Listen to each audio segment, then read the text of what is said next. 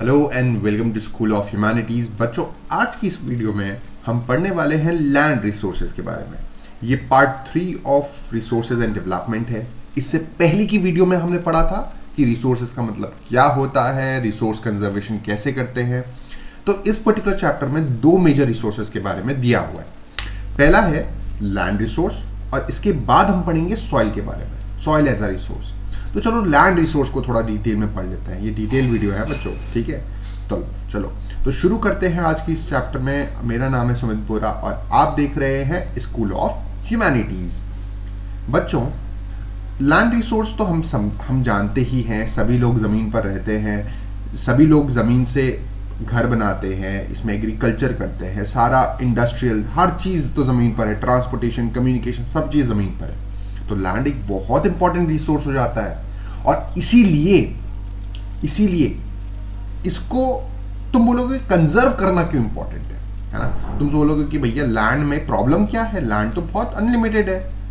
बच्चों, जैसे जैसे पॉपुलेशन और लोग बढ़ रहे हैं, पॉपुलेशन बढ़ रही है ना, लोग का नंबर बढ़ रहा है, लेकिन लैंड के साथ प्रॉब्लम ये है कि land is an asset of finite magnitude.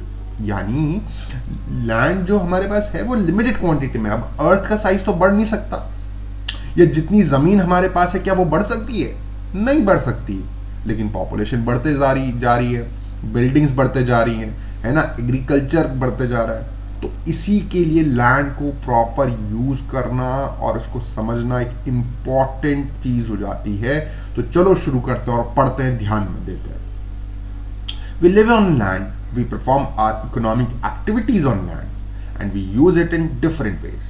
Thus, land is a natural resource of utmost importance. It supports natural vegetation, wildlife, human life, economic activities, transport, communication. Land is an asset of finite magnitude. क्या बताना चाह रहा है ये बताना चाह रहा है कि ज़मीन इतनी इंपॉर्टेंट है हमारे लिए, सारी इकोनॉमिक एक्टिविटीज़ हमारी ज़मीन पर होती है, लैंड पर होती हैं। Human life, wild life, vegetation, agriculture, transport, communication, ये सब के सब किस में होता है? जमीन पर होता है। और लेकिन प्रॉब्लम जमीन के साथ ये है कि it is an asset. Asset का तो मतलब समझते हो ना, property kind of. It's an asset of finite magnitude, limited है। जमीन है तो सही, इंपॉर्टेंट है तो सही, लेकिन ये लिमिटेड है। तो इसीलिए इसको प्रॉपर यूज करना बहुत इंपॉर्टेंट है। तो हमारे इंडिया में, ठीक है, land and important relief feature. जो प्लेन्स देख लो कितने हैं, 43% प्लेन्स है हमारे इंडिया में, माउंटेन्स 30% है, प्लेट्यूज 27% है। तो मेनली प्लेन्स सबसे ज़्यादा एरियाज है हमारे इंडिया में। तो लैंड को basically on the basis of utilisation, ठीक है, उसके यूज के बेसिस पर, ये वही चीज़, ये जो ग्राफ है ना बच्चों, उसी ग्राफ को लिख के समझाया, ठीक है, कि India has a land and a variety relief feature. 43% plains, 30% mountains, 27% क्या है भाई आपके, कहाँ गया, प्लेट्यूज रीजन है। प्लेट्यूज रीजन में सबसे पहले rich reserves of minerals, fossil fuels होता है, ये तो आपको पता ही है ना। माउंटेन्स से रिवर्स निकलती है। तो ज़मीन अपने आप में एक कह सकते हो रिसोर्स है। उसके बाद उस रिसोर्स के अंदर भी रिसोर्स है ना।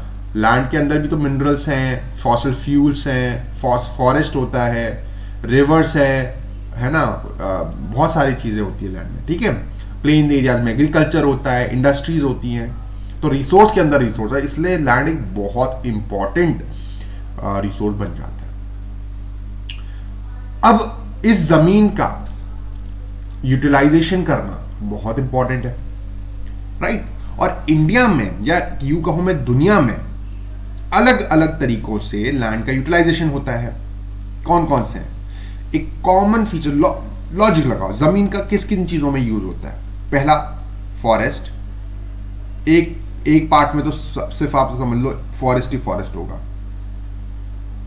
ठीक है।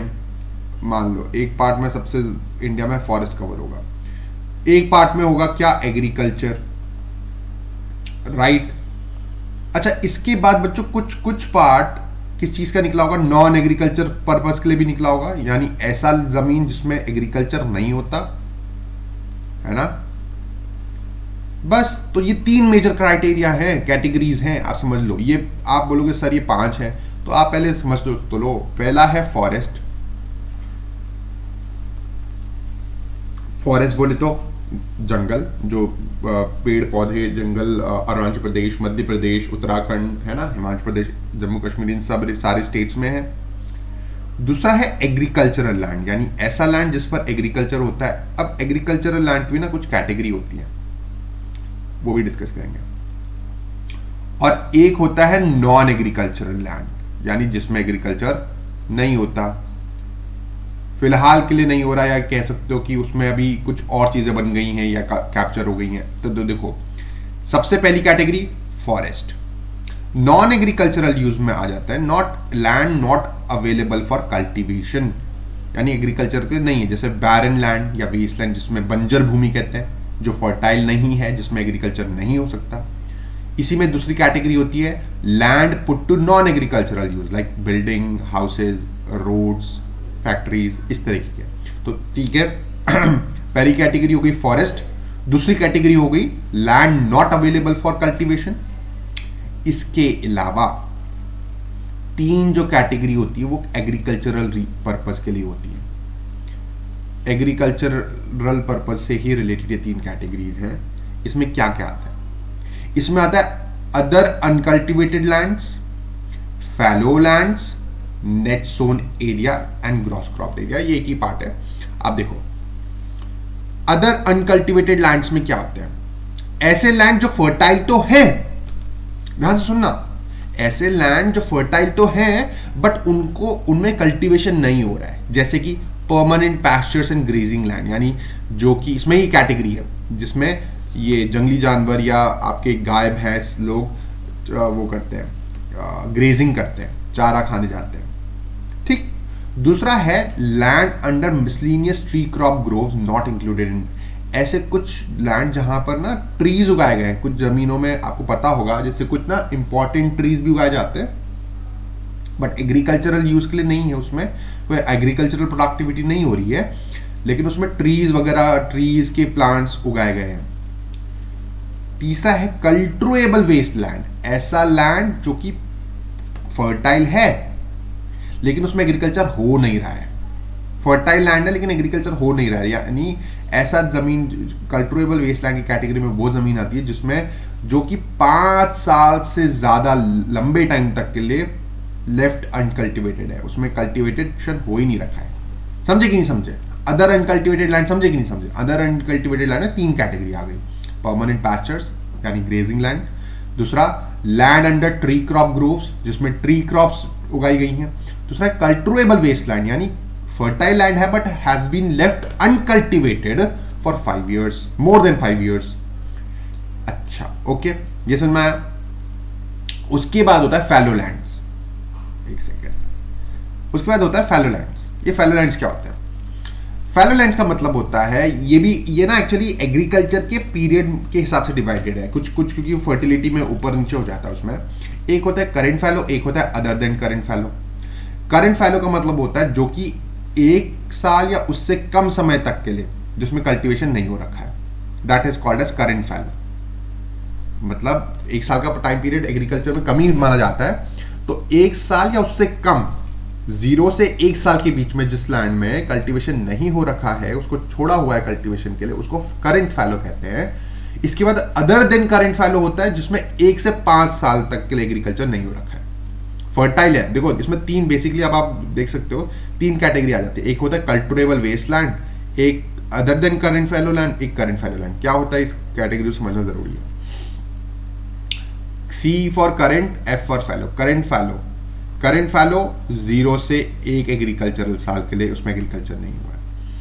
अदर देन करेंट फैलो, OCF लिख देता हूं, ठीक है। अदर देन करेंट फैलो में 1 से 5 साल तक के लिए एग्रीकल्चर नहीं हो रखा है, ठीक।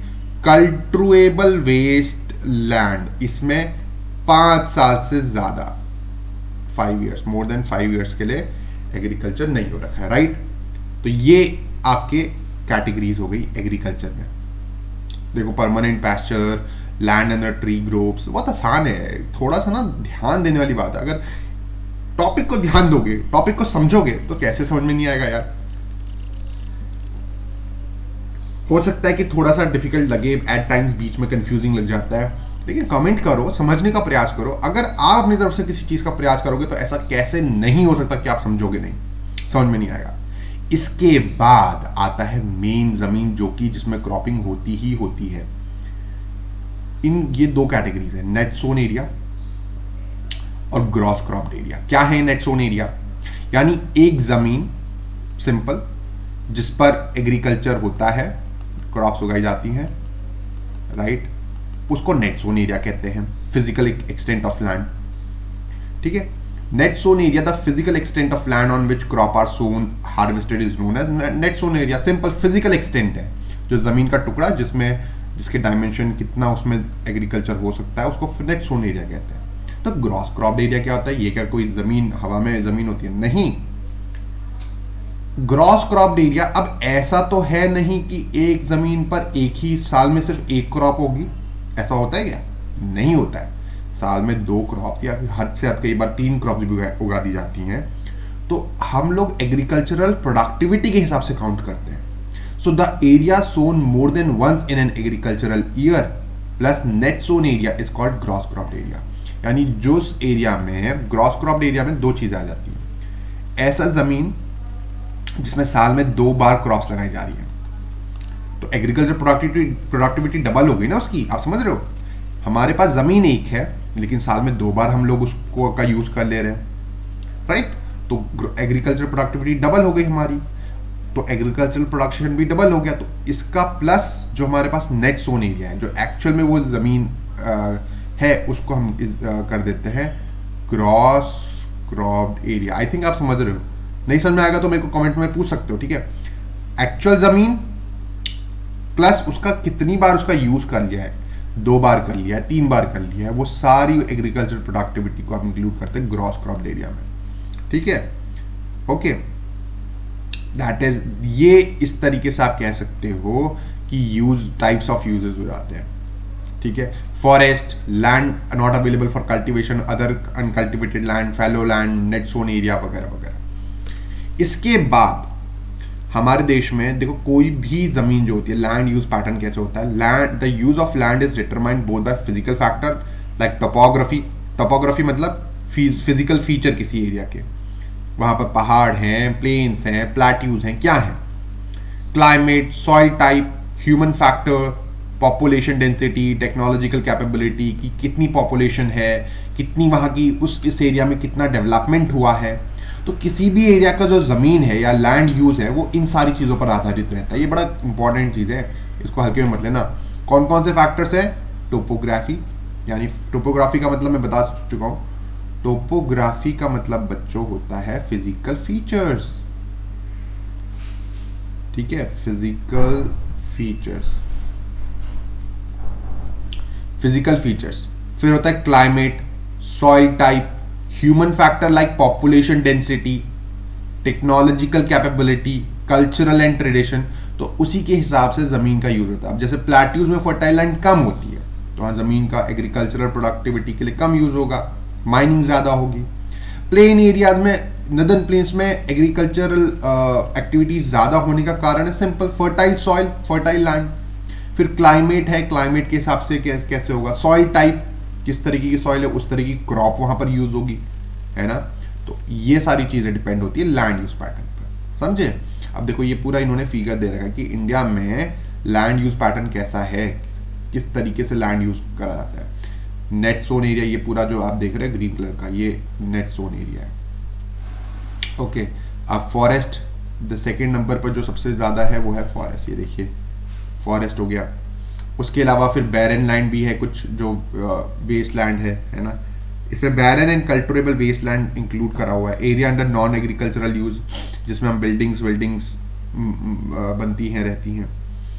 बाकी area under miscellaneous tree crops, permanent pastures and grazing, culturable waste land, ये सब की अपनी अपनी कैटेगरीज है, राइट। ओके, चलिए आगे बढ़े।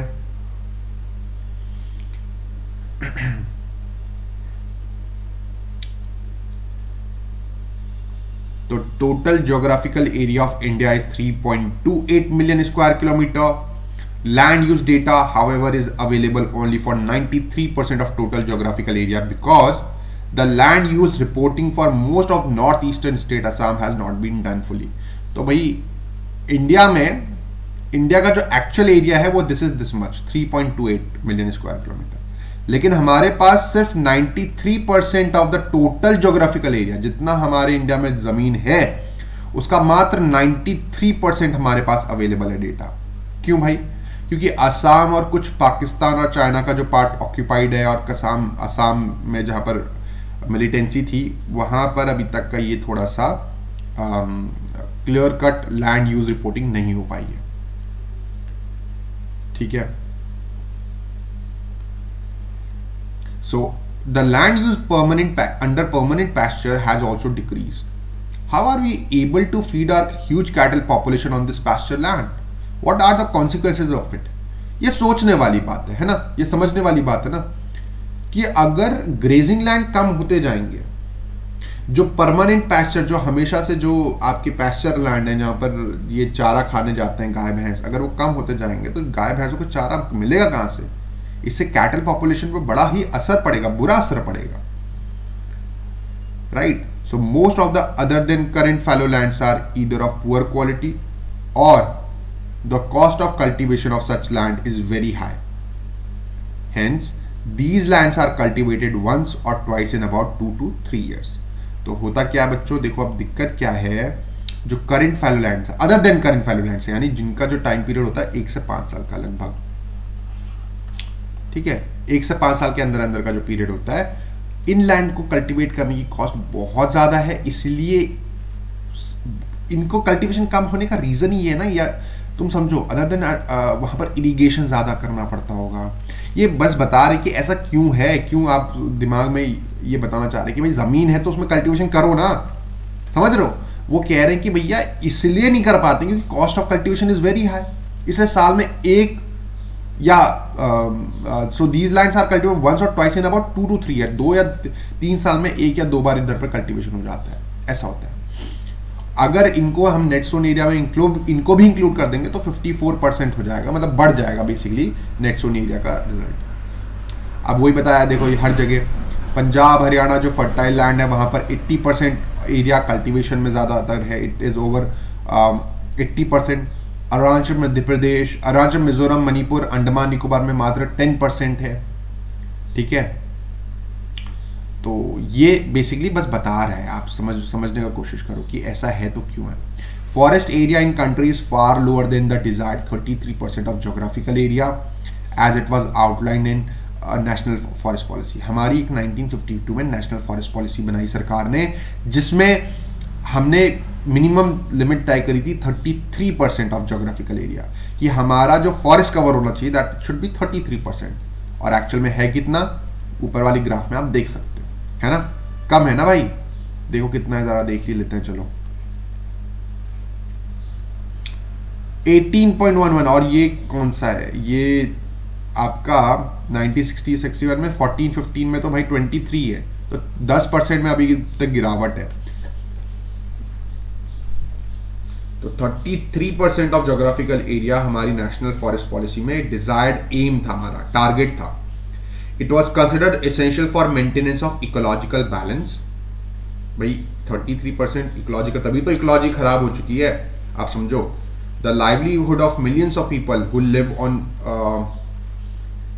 The fringes of forest depends upon it. A part of land is termed as wasteland and land put in other non agricultural uses. Wasteland में कौन कौन से आ जाते हैं पूरा समझाने की कोशिश करी गई है, देख लो एक एक लाइन से। इंपॉर्टेंट इसलिए है कि अगर आप समझ लो तो आपको दिमाग में क्लियर हो जाए।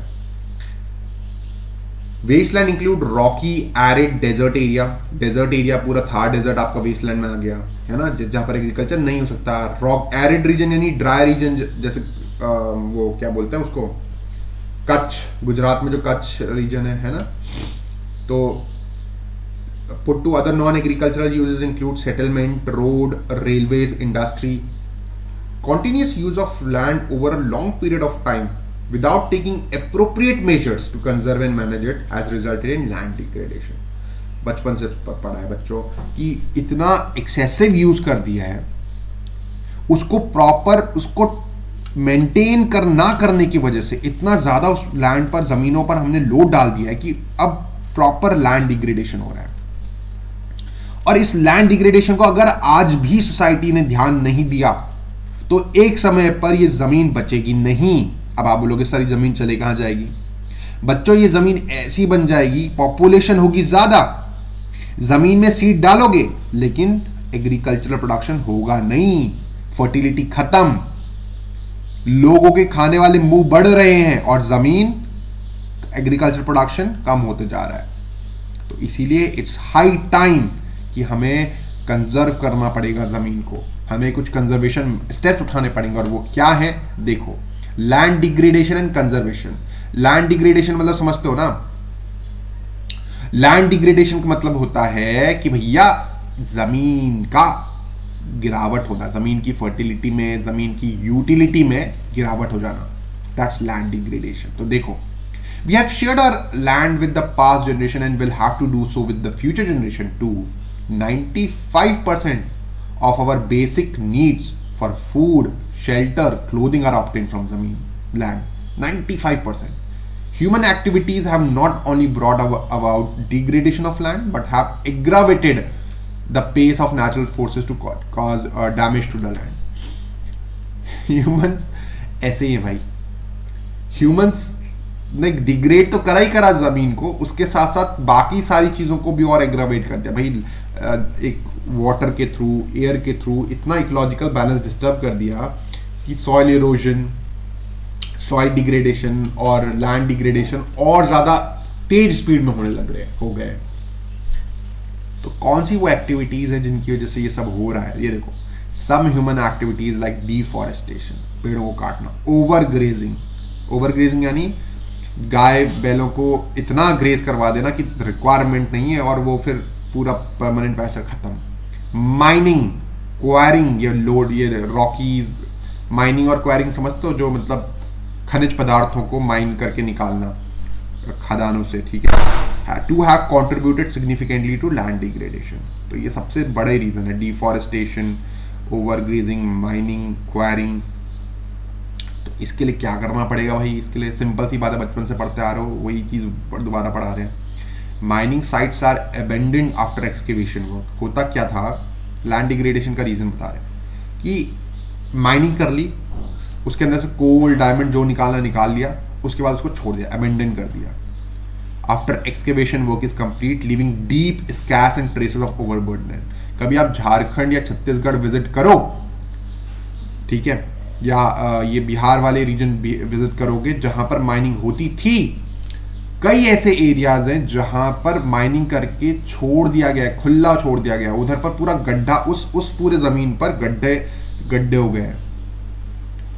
बिल्कुल ऐसे लग गया है कि जैसे कोई धरती माँ पर किसी ने दाग लगा दिया हो, ऐसे माइनिंग साइट्स पर हो गई हैं वो, ठीक है। तो ये बड़ा एक मेजर रीजन है। माइनिंग साइट्स आप कह सकते हो, मार्क करते चल सकते हो बच्चों, that mining sites are abandoned after excavation work is complete, leaving deep scars and traces of overburdening. Second, in states like Jharkhand, Chhattisgarh, Madhya Pradesh and Odisha, deforestation due to mining have caused severe land degradation.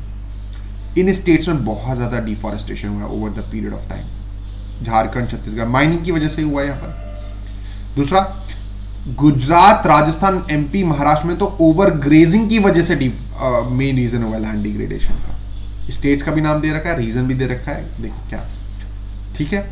MP, Orissa, Jharkhand, Chhattisgarh में deforestation की वजह से land degradation हुआ है। गुजरात, राजस्थान, मध्य प्रदेश में over grazing की वजह से हुआ है। In the states of Punjab, Haryana, western Uttar Pradesh, over irrigation, पानी इतना डाल दिया कि जमीन ही खराब कर दी। क्योंकि आपको पता होगा कि ओवर इरिगेशन से क्या होता है, सॉइल की